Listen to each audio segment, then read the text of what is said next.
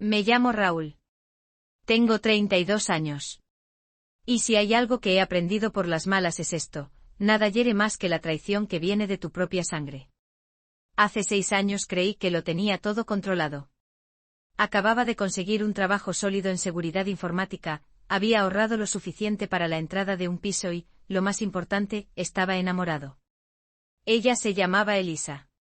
No era ostentosa ni la más ruidosa de la sala, pero tenía una calma que te hacía creer que aunque el mundo se viniera abajo, seguiría a tu lado. Tenía el anillo, el discurso y hasta la reserva de la cena. Y entonces mi hermano, Diego, se me echó encima como un buitre con una camisa entallada y esa sonrisa autosatisfecha que se le ponía cada vez que quería algo. No sé con exactitud cómo pasó. Solo sé que una semana antes de pedirle matrimonio, Elisa me llevó al rincón más silencioso de nuestra cafetería de siempre y me dijo que estaba confundida. Que sentía algo por otra persona. Le pregunté quién. Dudó lo suficiente como para que se me cayera el estómago antes de susurrar: Diego. El hermano mayor, el hijo de oro, el que nunca perdía ocasión de recordarme que yo iba un paso por detrás, el que podía encantar una sala y vaciarle el aire para luego preguntarse por qué nadie respiraba, siempre más ruidoso, más gracioso, el que hacía que mis padres sacaran pecho de orgullo, mientras yo me llevaba el golpecito en el hombro de bueno, mientras lo intentes. No me sorprendió que Diego hiciera algo así, me sorprendió que Elisa aceptara. A los 3 meses se fueron a vivir juntos. Corté el contacto. No respondí a los mensajes de Diego ni a los 2 correos de Elisa pidiéndome hablar. No fui a su fiesta de compromiso. Mi madre intentó arrastrarme con la culpa: la familia es la familia, Raúl. Pero yo solo escuché: tus sentimientos importan menos que las apariencias. Así que hice lo de siempre, me cerré, me callé y me volqué en el trabajo. Lo di todo por la carrera, dejé las redes, levanté muros que ni yo mismo veía por encima. Y dentro de esos muros encontré paz, o algo que se le parecía. Hasta que la semana pasada murió mi padre.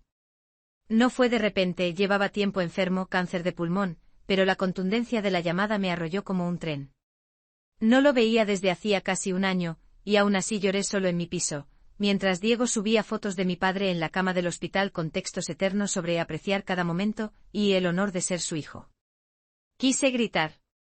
Diego, que ni se dignó a aparecer la Navidad pasada. Diego, que solo volvió a dar señales cuando se enteró de que había un buen seguro de vida. El funeral fue el sábado pasado. Trajes negros, cielo gris, gente que no veía desde hacía años susurrando entre pañuelos. Llegué pronto y me senté al fondo, en silencio. No quería atención. No quería hablar con nadie. Solo quería despedirme. Por supuesto, eso no entraba en los planes de Diego. Llegó 20 minutos tarde, de la mano de Elisa. Ella vestía de negro, pero un negro que se pegaba al cuerpo como cosido con arrogancia. Y él parecía caminar por una alfombra roja, no entrar en una iglesia. Me vio casi al instante. Noté sus ojos rastreando el lugar hasta clavarme la mirada, y entonces se le torció la boca. Hay tíos que simplemente llegan primero. Lo dijo al pasar junto a mí, lo bastante alto para que lo oyera quien estuviera cerca. No pestañeé. No moví un músculo. Solo sonreí. ¿Sigues en esa oficinita? Solté. Su sonrisa vaciló una fracción. No se esperaba eso. Pero ese no fue el golpe que venía después, porque en ese momento se detuvo frente a la iglesia una berlina negra impecable y se abrió la puerta. Mi esposa bajó y cuando Diego, curioso, giró para ver a quién saludaba yo, la vio, y lo juro, casi se le escapa la mano de Elisa. En cuanto la vio, su postura cambió por completo. Ese pecho inflado como un pavor real se deshinchó. Le cayeron los hombros un punto y la mandíbula se le quedó abierta lo justo para que Elisa se diera cuenta. Siguió su mirada, confundida, hasta que se le posaron los ojos en ella. Sabrina, elegante y serena, de esas mujeres que no necesitan alzar la voz para dominar una sala. Bajó del coche con unos tacones que sonaban como signos de puntuación, un abrigo azul marino a medida por encima de la rodilla, y unas gafas que no ocultaban del todo la precisión afilada de su mirada. No era ostentosa, hacía que lo ostentoso sobrara. Se acercó a mí con la misma calma que antes veía en Elisa, solo que ahora percibía la diferencia. Sabrina no pedía prestada a la gracia. La llevaba de serie. Me tomó la mano y me besó la mejilla. Y por un momento olvidé que estábamos en un funeral. El aire entre nosotros no solo cambió, cambió de dueño. Diego parpadeó como si hubiera visto un fantasma. La expresión de Elisa se torció, no de celos, sino de algo peor, arrepentimiento. Casi oía girar los engranajes en su cabeza. Diego masculló casi inaudible. ¿Es Sabrina Ditt? Sí. La misma Sabrina Ditt que había salido en la portada de Forbes 30 Under 30. La misma que hablaba en 3 congresos de tecnología al año, que montó su empresa desde cero y cuyo listado de clientes incluía a medio Fortune 500. Y la misma mujer que, a diferencia de Elisa, me veía de verdad, que me quería cuando estaba callado, que no necesitaba que actuara para ser suficiente. Yo no dije nada. Simplemente volví a mirar el altar, su mano en la mía. Empezó la ceremonia y sentí los ojos de Diego taladrándome la nuca todo el rato. Se estaba deshilachando y yo no moví un dedo. Pero el verdadero punto de inflexión llegó después, en el velatorio. La recepción fue en la vieja casa de mis padres, un lugar que para mí aún olía a tostadas quemadas y decepción. La casa estaba llena de dolientes y Diego en su salsa, dando manos, riendo demasiado alto, contando historias de papá como si lo hubiera cuidado cada día y no una vez al mes. Elisa pegada a su costado, lanzando miradas ocasionales hacia Sabrina y hacia mí desde el otro lado de la sala. Entré en la cocina a por un vaso de agua y encontré a mi madre removiendo algo al fuego. No levantó la vista. He visto a quién has traído, dijo. Esperé. Suspiró, hondo y teatral. Esto no es una competición, Raúl. Es el funeral de tu padre. Yo no lo he convertido en competición, respondí tranquilo. Diego lo hizo hace 6 años. Se volvió entonces, ojos afilados, la cuchara aún en la mano. Sigues rumiando lo de Elisa. Apenas llevabais 1 año. Y Diego la quería. Solté una carcajada real. Iba a pedirle matrimonio. Lo sabías. Ahuyentó mis palabras con la cuchara, como si espantara una mosca. No estabas preparado. Nunca lo estás. Siempre tan precavido. Siempre tan callado. Diego va a por lo que quiere. A lo mejor deberías haber hecho lo mismo. Y de golpe volví a tener 12 años, sentado a la mesa mientras a Diego lo alababan por entrar en el equipo de fútbol, y a mí me reñían por un notable en mates. Tenía 17 viendo cómo le daban las llaves del coche de papá mientras a mí me decían que no era lo bastante responsable. Tenía 25 escuchando a mi madre decir que Elisa era más del tipo de Diego cuando le conté lo que había pasado. Pero ya no era ni el de 12, ni el de 17, ni el de 25. Tenía 32 y estaba harto.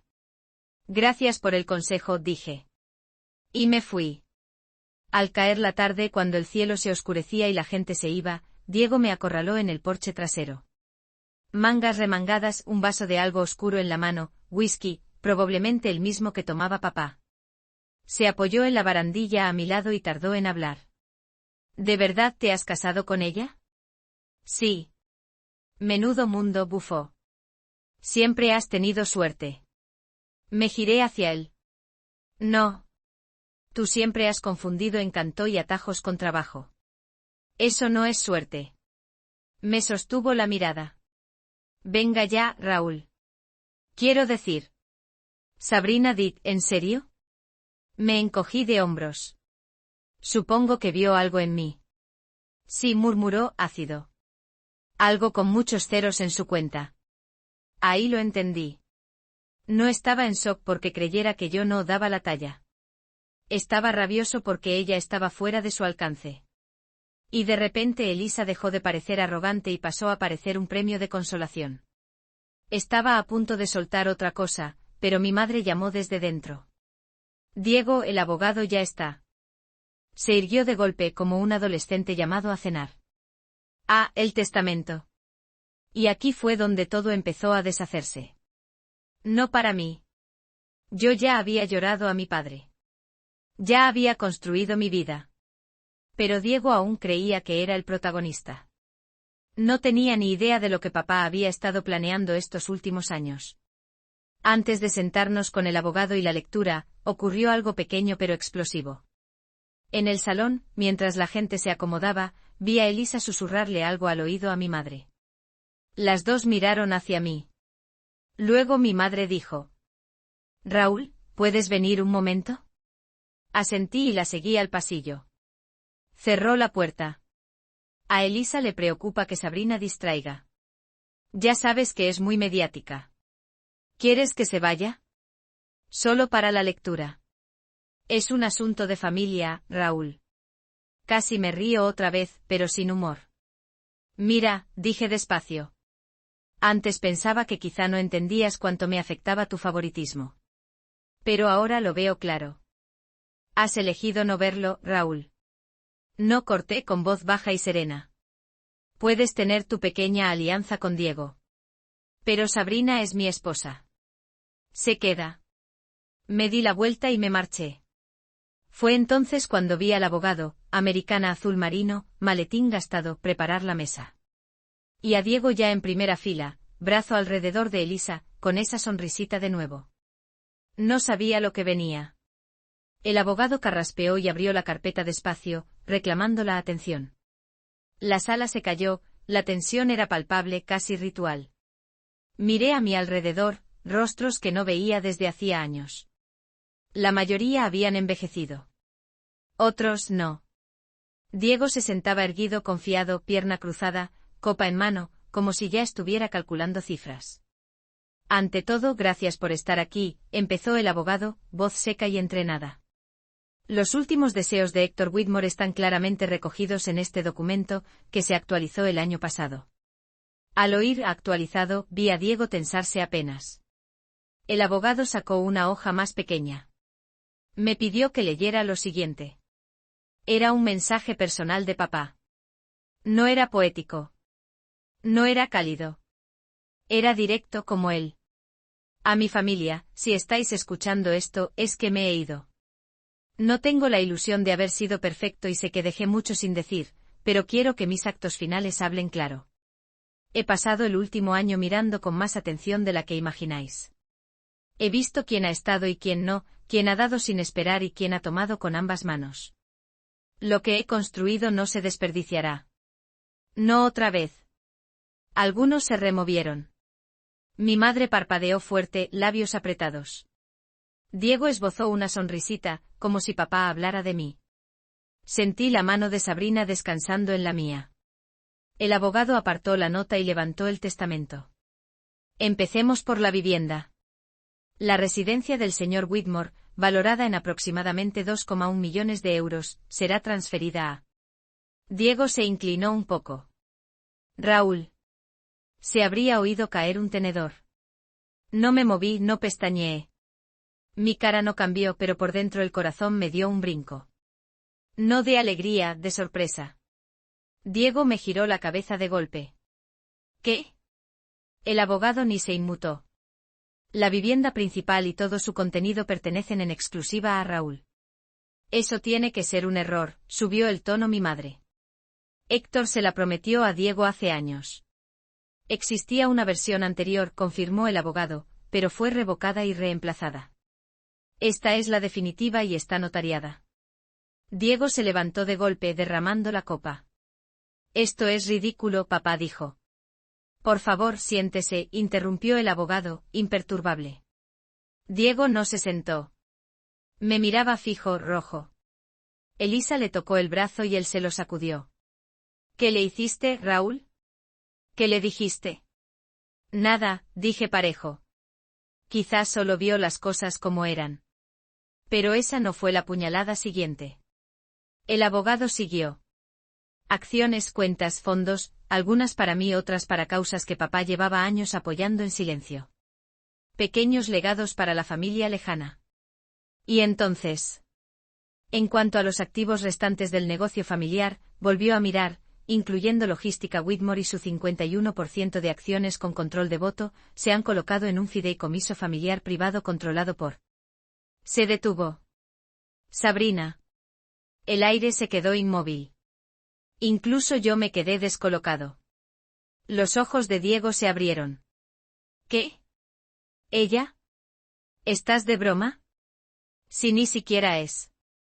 Es mi esposa, dije en voz baja. El abogado levantó la vista. Héctor señaló claramente que admiraba la capacidad empresarial y la visión de sostenibilidad a largo plazo de Sabrina. El fideicomiso asegura que el control de voto de la empresa quede en sus manos. Diego no conserva acciones. Esa fue la cuchillada. Pero el giro de la hoja vino de quien menos esperábamos. Mi madre se puso en pie. Héctor jamás haría eso. Jamás se lo daría a ella por encima de su propio hijo. El abogado desplegó otra carta. Señora Margarita, hay una nota personal para usted. ¿Desea que la lea? Me da igual lo que diga, espetó con los ojos ardiendo. El abogado leyó. A Margarita, pasado casi 30 años diciéndome que hijo merecía más. Te dejé hacerlo. Creí que evitaba el conflicto, pero vi cómo trataste a Raúl cuando Elisa lo dejó. Vi lo poco que creías en él. Me callé cuando intentaste meter a Diego en la empresa, pero ya no. Esta empresa irá a quien más me recuerde al hombre que quise ser. Puede que no te guste. Esa carga es tuya. El silencio cayó como si alguien hubiera cortado el sonido. Mi madre abrió la boca, la cerró. Diego seguía de pie, temblando de manos. Elisa se encogió con la mirada vagando como si quisiera desaparecer. Entonces Diego estalló. Le manipulaste, me señaló. Vaya juego retorcido. ¿Crees que has ganado, ¿Por qué te casaste con una mujer rica y le susurraste al oído en su lecho de muerte? Me puse en pie. Calmo. Firme. No tuve que manipular a nadie. Solo, estuve. Se lanzó hacia mí demasiado deprisa, pero Sabrina se colocó entre los dos sin dudar, tranquila y tajante. Ni se te ocurra. Solo eso. Y su voz podría haber parado el tráfico. Diego la fulminó con la mirada, luego a mí. Y por primera vez en años, vi algo nuevo en sus ojos, miedo. No a mí ni a Sabrina, sino a lo que había perdido, a lo que nunca había sido suyo. Miró a Elisa buscando apoyo. Ella solo bajó la vista. Supe que ya no le quedaba nadie a quien culpar salvo a sí mismo. Y lo gordo aún no había empezado. Porque cuando la sala se fue vaciando y el abogado guardaba sus papeles, Sabrina se inclinó y me susurró algo. Y al oírlo, casi se me escurre la mano. Sabrina no alzó la voz. No le hacía falta. Sus palabras fueron un bisturí, precisas, suaves, instantáneamente afiladas. Intentó ponerse en contacto conmigo, susurró, una semana antes del funeral, a través de un cliente común. No reaccioné enseguida. Seguí mirando la sala medio vacía, viendo a Diego salir hacia el garaje como quien busca algo que romper. Se me tensó la garganta cuando pregunté. ¿Cuándo? El viernes pasado, dijo bajo. Pidió a nuestro cliente que me pasara su número.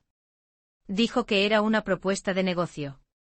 No te lo conté porque quería ver qué jugada estaba preparando. Y ahora lo sabíamos. No solo me había arrebatado a la mujer que amaba, no solo la paseó delante de mí en el funeral de nuestro padre ni me soltó la pulla de llegar primero. Seguía intentando clavar las uñas en todo lo que tenía. Incluso ahora. Y lo peor, todavía dolía. Creí que ya había pasado página. Pensé que casarme con Sabrina, recomponer mi vida y ver cómo se le rompía al fin la sonrisa soberbia me bastaría. Pero no. Porque en el fondo una parte de mí aún quería un hermano. Aún quería que mi madre me viera una vez sin medirlo todo con la sombra que había moldeado para Diego.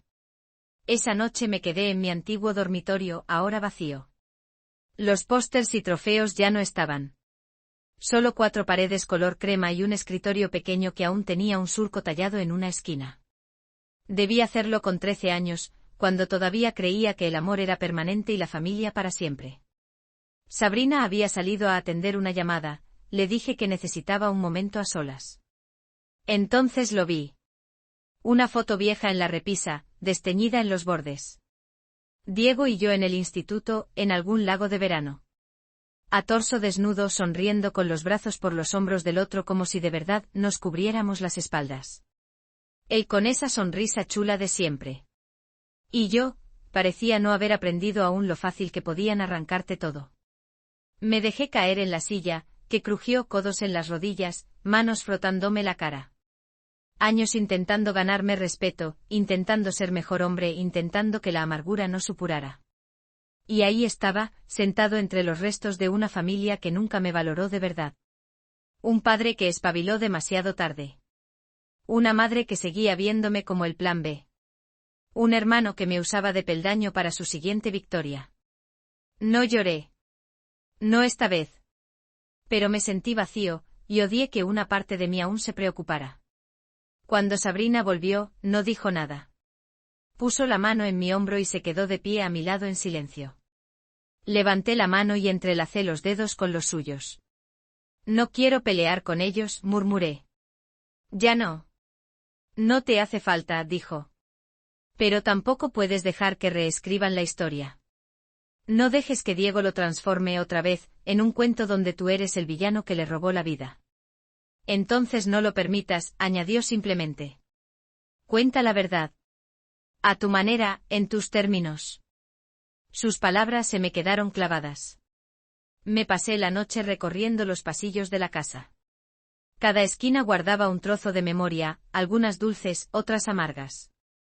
A eso de las 2 estaba en el despacho de papá, hojeando cuadernos, notas, cartas nunca enviadas, presupuestos, incluso impresiones de correos con el abogado de la familia.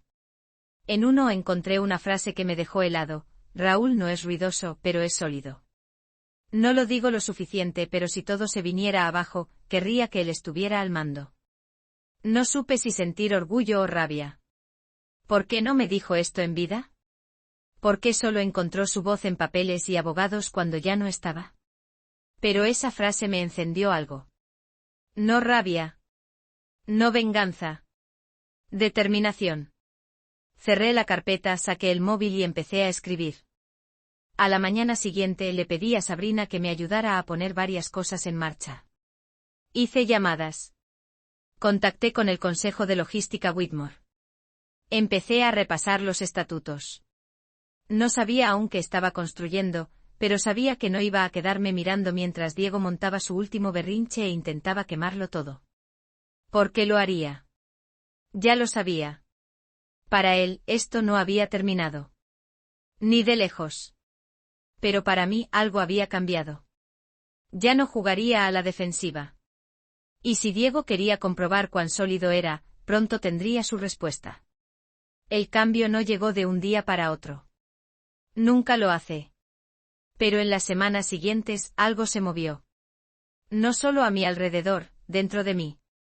Volvimos a San Sebastián, al ático con ventanales y una vista tranquila sobre la bahía. De esas casas serenas, sin nada que demostrar. Recuerdo estar en el balcón la primera tarde, viendo cómo el sol se disolvía en el mar, y sentir algo que hacía mucho no sentía: certeza.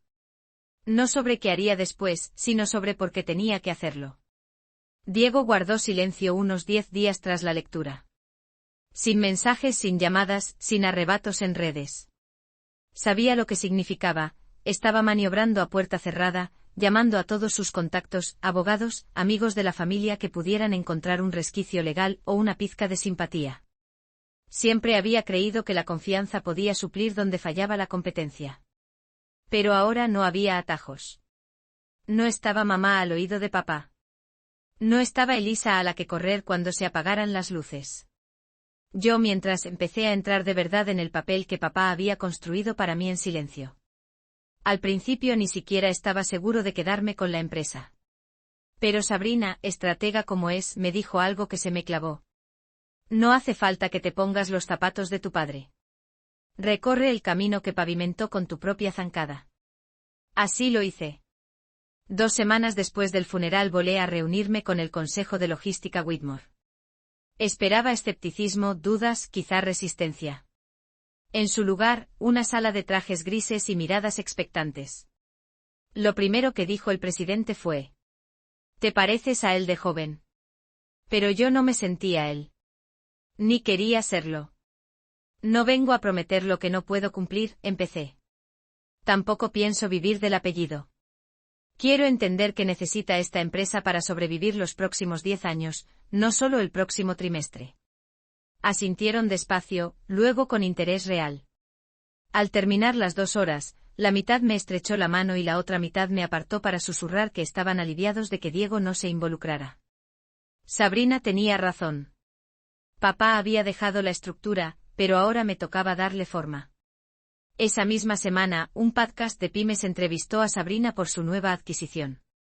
Cuando el presentador preguntó por su marido, no dudó. Es la persona más disciplinada que conozco, dijo sonriendo. No habla mucho, pero cuando se mueve, todo se desplaza. No debería haberme afectado tanto, pero escuchar esas palabras me apretó el pecho. Era como si por fin alguien viera la versión de mí que yo siempre supe que estaba ahí, bajo el silencio, bajo los años de ser del segundo. El mes siguiente fue un borrón de reuniones, planes y victorias silenciosas. Contratamos a una nueva directora financiera, Natalia, afilada, alérgica a la palabrería, con un ojo clínico para detectar ineficiencias ocultas. Dejé que Sabrina asesorara en estrategia operativa, sin sobrepasarse nunca. Era cuidadosa, respetuosa. Me dejaba liderar. Y los números hablaban solos. Los ingresos se estabilizaron, la moral subió y en 6 semanas, cerramos 2 contratos que el equipo de papá llevaba años intentando. Mi bandeja de entrada pasó del abandono al desbordamiento. Me invitaban a cenas, congresos, mesas con fondos, cosas en las que nunca habían contado conmigo. Pero yo seguía centrado y callado. Que el ruido lo hiciera Diego. Yo estaba cimentando. Un martes lluvioso sonó el móvil. Estaba revisando planes de reestructuración con Natalia. Casi lo dejo ir al buzón, pero algo hizo que cogiera. Era Elisa. Hola, dijo bajito. Hubo una pausa larga, como si ambos midiéramos si éramos ya unos desconocidos o quedaba algo. No sabía si lo cogerías, siguió. Pero, quería felicitarte. Esperé. Suspiró. Ya sabes cómo es Diego. Lo está llevando fatal. Dice que manipulaste a tu padre o que Sabrina te obligó. ¿Fue así? No, respondí calmado. Es solo que no puede aceptar que de verdad haya salido por encima. Que hayas construido algo sin jugar sucio. No encaja con su versión de la historia, admitió. Esa frase se me quedó. No encaja con su versión de la historia. Porque con Diego todo era un relato donde él era el héroe, sin importar el reguero que dejara. Y ahora no le quedaba guión que explicara esta realidad en la que yo no solo sobrevivía, prosperaba. ¿Eres feliz?, preguntó más bajo. Lo pensé un momento. En Sabrina, acurrucada por las noches con su tablet en el sofá, tarareando mientras trabaja. En las mañanas tranquilas con café recién hecho y miradas compartidas en la cocina. En el respeto que estaba ganándome, no exigido, no regalado, ganado, de quienes me ignoraban. Sí, dije. Lo soy. Elisa guardó silencio. Luego susurró. Lo siento. Lo sé, dije suave. Pero ese capítulo se cerró. No discutió. Colgó en silencio. Al levantar la vista, vi a Sabrina en el marco de la puerta con 2 cafés. No preguntó por la llamada, alzó una ceja y me ofreció el suyo. Lo tomé. La vida había cambiado, sutil pero por completo. Sabía que la calma no duraría. Había entrado de lleno en la vida que Diego pensaba que le pertenecía. Y en algún lugar, estaba reescribiendo su siguiente jugada. La única pregunta era, ¿hasta dónde llegaría esta vez? Empezó con un sobre anónimo. Sin remitente, sin nota, solo mi nombre en la portada, escrito con la prisa de quien está cabreado o desesperado. Lo abrí en mi mesa a la mañana siguiente con una llovizna golpeando los cristales y San Sebastián desperezándose abajo. Dentro había copias de correos, documentos legales y la impresión de una conversación de mensajes. Al pasar las páginas, primero se me calmó el pulso y luego empezó a acelerarse. Diego intentaba vender datos confidenciales de clientes de logística Whitmore a un competidor. Todo en pequeño. Nada había llegado a cuajar. Los correos mostraban cómo ofrecía información sobre contratos, puntos débiles de proveedores, incluso métricas internas de rendimiento. No había prosperado, pero lo había intentado. Y lo peor, ni siquiera fue listo. Contactó con un viejo conocido al que presumía de haber ganado en debates del instituto. Resultó que ese tipo había escalado en una empresa rival, pero, al parecer, también tenía brújula moral y conciencia. Envió todo de forma anónima. No quería verse implicado, pero tampoco podía mirar a otro lado. Me eché hacia atrás en la silla, mirando al techo. Así que eso era. No había aceptado la derrota. Solo quería derribarme, envenenar el suelo sobre el que por fin me plantaba. No para construir el algo. Eso exigiría visión, paciencia. Solo quería que cayera. Durante días no se lo conté a nadie. Ni a Sabrina, ni a Natalia, ni al consejo. En su lugar, empecé a recopilar. Seguí los patrones de comunicación de Diego, tiré de mis viejas artes de ciberseguridad para comprobar a dónde más podía haber enviado cosas, qué datos podían haberse expuesto.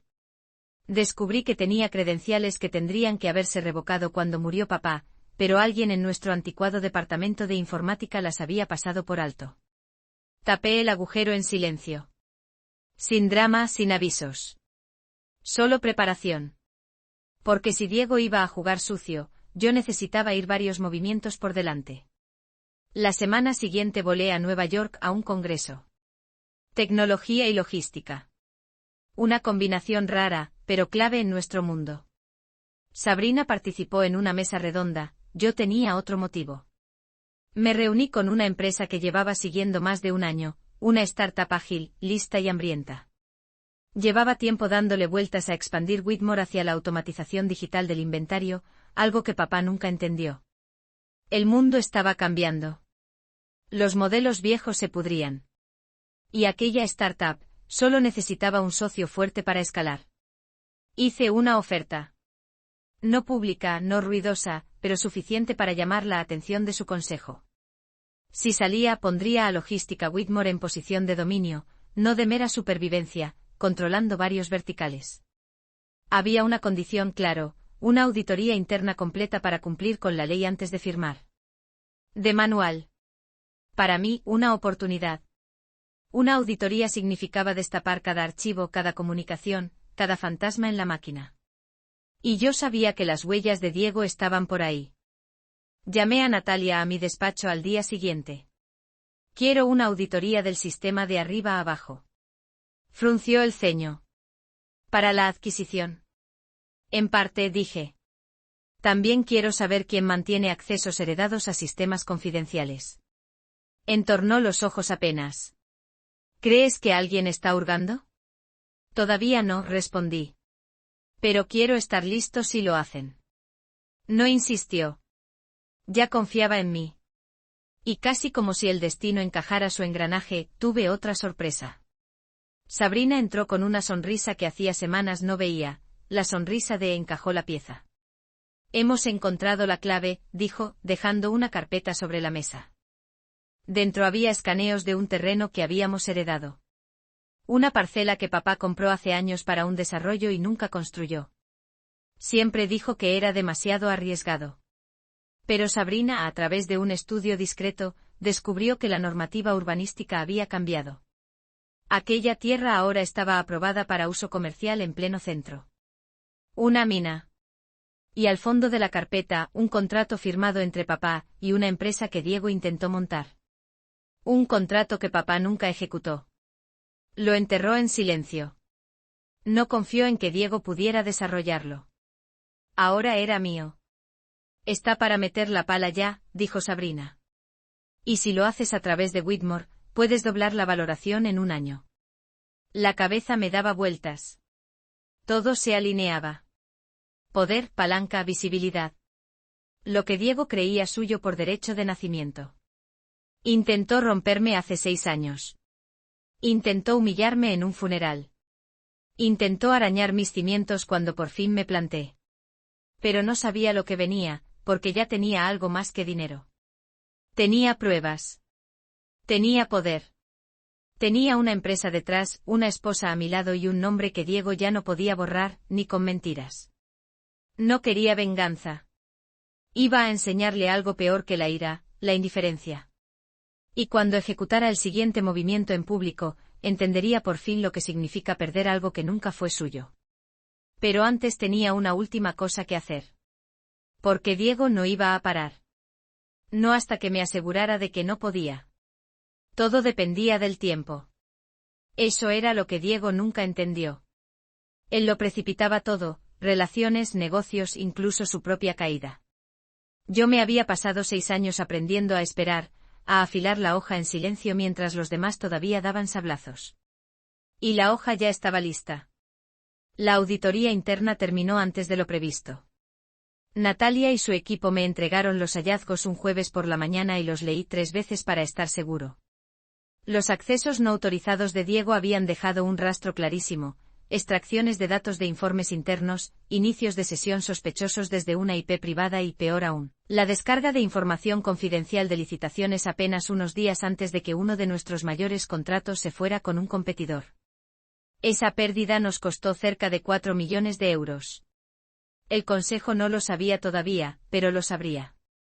Convoqué una reunión ejecutiva extraordinaria para el lunes por la mañana. Estaría Sabrina. También la responsable de cumplimiento, el abogado de la compañía y todo el consejo. Y como el protocolo pedía invitar a cualquier accionista con pasado directivo y más de un 5% de participación, Diego estaría allí. Me aseguré. Apareció 5 minutos tarde, claro, con un traje demasiado ceñido y una sonrisa demasiado segura, como si estuviera a punto de interpretar al genio incomprendido. Elisa no venía. Intuía que por fin empezaba a ver las grietas. No pensé que te perderías la oportunidad de ir de importante, dijo Diego dejándose caer en una butaca de cuero al fondo de la mesa. No respondí. Asentí al abogado jefe para empezar. Carraspeó y proyectó en la pantalla.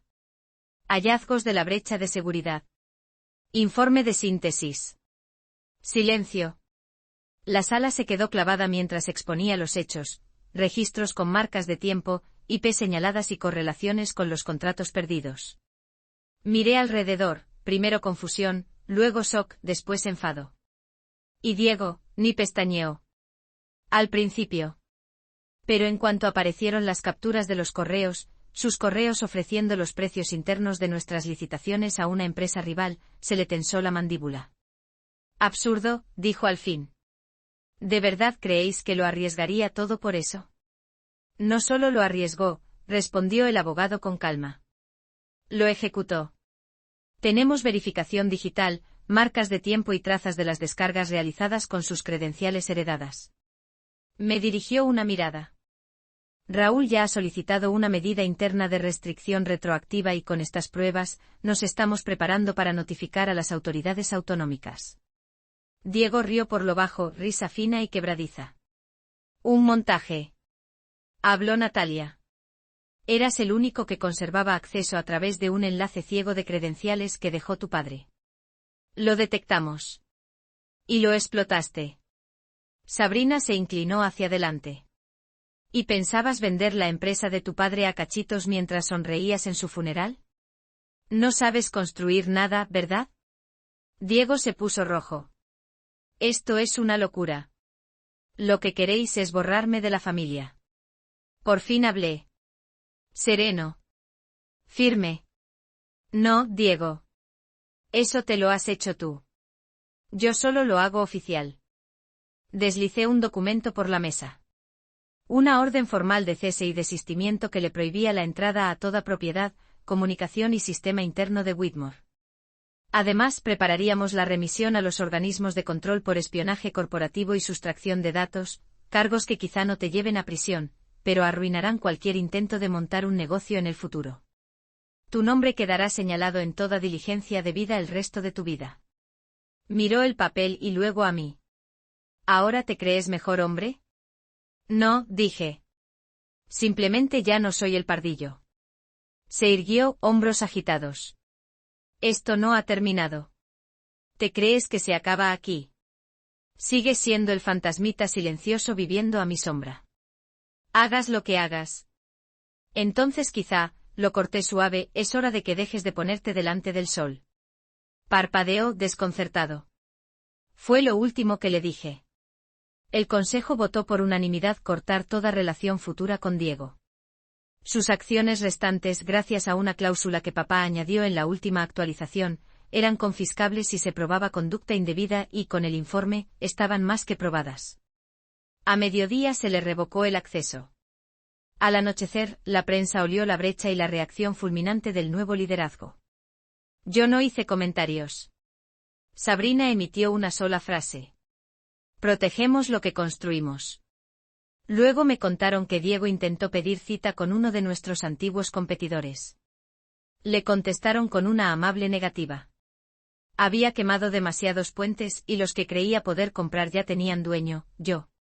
En los días siguientes no celebré nada. Se firmaron los contratos con la startup. Subió nuestro valor de mercado. Sabrina cerró una alianza con una firma europea que nos daba presencia en 3 países más. Yo me dediqué a construir, no a regodearme ni a perseguir fantasmas. Y entonces llegó el momento que dejó el desquite realmente en paz. Una carta. A mano. Sin sobre. Solo un folio rayado con una línea breve, ya tienes lo que querías. Espero que haya merecido la pena. La doblé una vez y la guardé al fondo del cajón. No me interesaba contestar. Quería arrastrarme a su nivel. Pero yo ya estaba levantando algo a lo que él no podía llegar. Y por fin lo sabía. Las consecuencias llegaron deprisa. A la semana de la junta, el nombre de Diego estaba en la lista negra del sector. Los círculos de Startup PS donde antes rondaba le cerraron la puerta. No tuve que decir nada.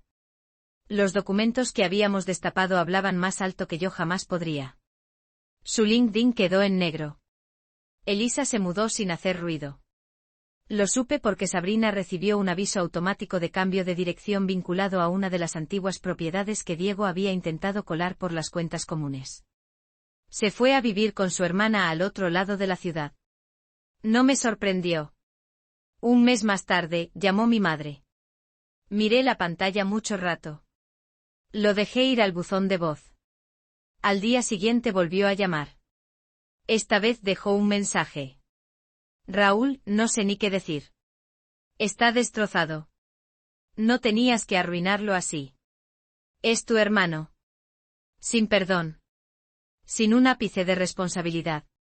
Solo excusas. Lo de siempre. Borré el mensaje. Pasaron 3 meses. Logística Whitmore iba viento en popa. Cerramos la operación y con la guía de Sabrina, lanzamos una plataforma logística digital que redujo los tiempos de tramitación un 37%. Nuestra valoración se duplicó. Forbes publicó un perfil titulado El sol silencioso que reconstruyó un imperio. El titular me daba igual, importaba la verdad debajo. Por fin me veían. No porque gritara, sino porque aguanté firme. Diego intentó empezar de nuevo. Se mudó a una ciudad más pequeña a 2 comunidades de distancia y montó una consultora con otro nombre. No duró. Corrió la voz. Nadie confía en un tipo con historial de robo corporativo y fama de quemar puentes. Un cliente me envió una foto unos meses después, Diego en un espacio de coworking encorvado sobre un portátil, con la misma chaqueta del funeral de papá. El mismo ceño. No estaba construyendo nada. Solo intentaba no hundirse. Mi madre dejó de llamar. Creo que entendió que no volvería. Ni a las cenas de domingo ni a los cumpleaños, ni a la fantasía que había intentado sostener. La versión de mí que aceptaba migajas ya no existía. A Elisa la vi una vez por casualidad en un congreso, de pie junto al puesto del café, con una tristeza lejana en la mirada. No dijo nada. Yo tampoco. Pero sus ojos lo contaban todo. No solo me había perdido, me había cambiado, y ahora la factura había llegado. Esa noche en casa, me quedé en el balcón con Sabrina, mirando el parpadeo de la ciudad. ¿Sabes? Dijo. En todo esto, no has levantado la voz ni una vez.